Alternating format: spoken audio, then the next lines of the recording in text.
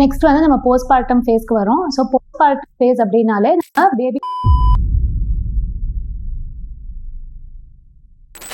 So next வந்து நம்ம postmortem ஃபேஸ்க்கு வரோம். ஸோ போஸ்ட்மார்ட்டம் ஃபேஸ் அப்படின்னாலே நம்ம பேபி பிறந்து இமீடியட்டாக இருக்கக்கூடிய ஃபேஸ்.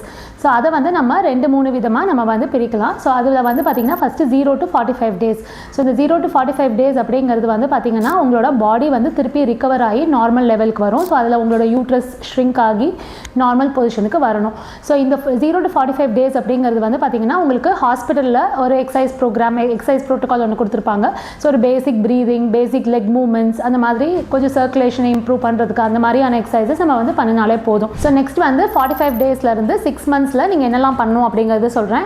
ஸோ ஃபஸ்ட்டு நம்ம வந்து அப்டமன் எப்பயுமே அசஸ் பண்ணிக்கிறது நல்லது. நம்மளுக்கு டயஸ்டேசிஸ் ரெக்டை இல்லைனா அம்பிளிக்கல் ஹனியா ஏதாவது இருக்கா அப்படிங்கிறது பார்த்துட்டு எப்பயுமே நம்ம எக்ஸசைசஸ் ஸ்டார்ட் பண்ணிக்கணும் அப்படிங்கிறது மைண்டில் வச்சுக்கோங்க. ரெண்டாவது வந்து பார்த்திங்கன்னா நம்ம ஸ்டார்ட் பண்ணும்போது கோர் ஸ்டெபிலிட்டி எக்ஸசைசஸ் அப்படிங்கிறதுலேருந்து நம்ம ஸ்டார்ட் பண்ணுவோம். So any time after 45 days வந்து கோர் ஸ்டெபிலிட்டி எக்ஸசைசஸ் தாராளமாக பண்ணலாம். அப்படின்னா என்ன அப்படின்னு பார்த்தீங்கன்னா நம்மளுக்கு ப்ரெக்னென்சி டைம்லேருந்து நம்ம பாடி வந்து நிறைய விதமான ட்ராமா அண்டர்கோ பண்ணியிருக்கோம்.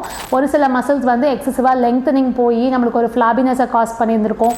அதே மாதிரி ஒரு சில மசில்ஸ் வந்து ஷார்ட்டனிங் போய் ஒரு டைட்னஸை உருவாக்கியிருக்கலாம். ஸோ இது எல்லாத்தையுமே நம்ம வந்து நார்மல் பொசிஷனுக்கு கொண்டு வந்து அதோட பிளேஸ்க்கு கொண்டு வந்துட்டோம் அப்படின்னா இதுக்கு பேர் நம்ம ஹீலிங் அண்ட் ரிகவரி எக்ஸசைசஸ் அப்படின்னு சொல்லுவோம். இந்த ஹீலிங் அண்ட் ரிகவரி எக்ஸசைசஸ் வந்து பார்த்திங்கன்னா 45 daysலேருந்து ஸ்டார்ட் பண்ணலாம். 6 months வரைக்கும் தாராளமாக இந்த மாதிரியான எக்ஸசைசஸ் நம்ம பண்ணலாம். அண்ட் அதே மாதிரி நம்ம வந்து ஸ்டார்ட் பண்ண ஃபேஸ்லேருந்து மெதுவாக நம்ம கோர் ஸ்ட்ரெங்தனிங் எக்ஸசைசஸ் போவோம், ஒரு பாஸ்டர் கரெக்ஷன் எக்ஸசைசஸ் போவோம், அதுக்கப்புறமா ஒரு பேசிக் லெவல் ஃபிட்னஸ் எக்ஸசைசஸ் போவோம். ஸோ இது எல்லாமே நம்ம 6 months வரைக்கும் பண்ணணும் அப்படிங்கிறது ரொம்ப ரொம்ப இம்பார்ட்டண்ட். ஸோ நான் பர்சனலாக வந்து பார்த்திங்கன்னா 6 monthsக்கு முன்னாடி எந்த விதமான high level of fitness exercises போகணுங்கிறது நான் அட்வைஸே பண்ண மாட்டேன்.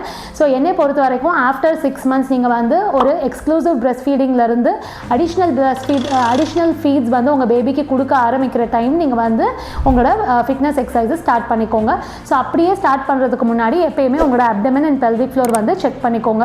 ஸோ அது பண்ணதுக்கப்புறமா நம்ம எக்ஸசைசஸ் பண்ணும்போது நம்மளோட ப்ரோட்டோகால் அண்ட் இது எல்லாமே ரொம்ப ஈஸியாகவும் பண்ண முடியும். அண்ட் உங்களுக்கு என்ன வேணுங்கிறது கரெக்டாக நம்ம வந்து ஐடென்டிஃபை பண்ணி அதுக்கேற்ற மாதிரி நம்ம ஒர்க் பண்ண முடியும்.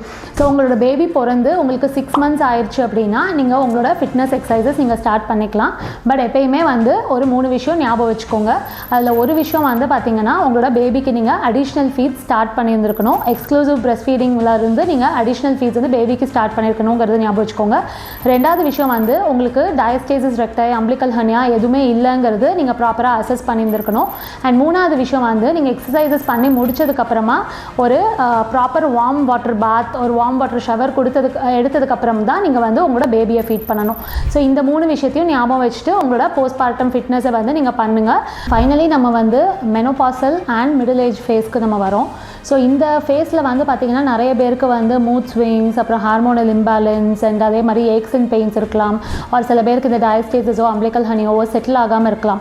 ஸோ இந்த மாதிரி பீப்புள் எல்லாருக்குமே நம்ம வந்து ஒரு கஸ்டமைஸ்டான ஒரு எக்ஸசைஸ் ப்ரோக்ராம் நம்ம வந்து அவங்களுக்கு அசஸ்மெண்ட் வச்சு அதுக்கப்புறம் அவங்களுக்கு இருக்கிற மாதிரி எக்ஸசைசஸை நம்ம வந்து தேவையான எக்ஸசைசஸை டிசைன் பண்ணி நம்ம வந்து பண்ணுவோம். ஸோ எக்ஸசைஸ் அப்படிங்கிறதும் பார்த்திங்கன்னா ஒரு டாக்டர் கிட்ட போய் நீங்கள் ஒரு மெடிசன் ப்ரிஸ்கிரிப்ஷன் வாங்குற மாதிரி எக்ஸசைஸ் ப்ரிஸ்கிரிப்ஷன் வந்து ஒரு விமென்ஸ் ஹெல்த் ஃபிசியோதெரபிஸ்ட் கிட்ட வாங்கணுங்கிறது ரொம்பவே முக்கியம். ஏன் அப்படின்னா எக்ஸசைசஸ் வந்து நம்ம தப்பாக பண்ணோன்னா இப்போ டயஸ்டேசிஸ் மாதிரியான விஷயங்கள் இருக்கும் போது அந்த ப்ராப்ளமை வந்து அது இன்க்ரீஸ் பண்ணிடும். இதே இடத்துல நீங்கள் வந்து ஒரு டைட்னஸ் இருக்கக்கூடிய இடத்துல நீங்கள் போய் இன்னும் கொஞ்சம் எக்ஸ்ட்ராவாக நீங்கள் ஸ்ட்ரெங்தனிங் எக்ஸசைசஸ் பண்ணீங்க அப்படின்னா அந்த மசில் இன்னும் கொஞ்சம் ஜாஸ்தி டைட் ஆகி ஒரு பெயினை காஸ் பண்ணும்.